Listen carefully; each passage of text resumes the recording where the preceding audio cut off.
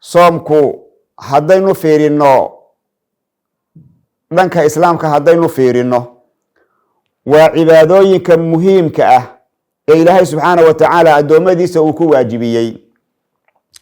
marka soom markii la yiraahdo oo ereyga soom la yiraahdo hal la qeexo ama hal la xadeeyo xagga sharciga waxa weeye qofku inuu iska daayo wax la cuno iyo wax la cabo iyo jimaacba inuu iska daayo waagu markuu bariyo oo adinka labaad uu dhaco ilaa ay qorraxdu ka dhacdo isagoo waliba isuga daynhayo biniya isuga daynhaya.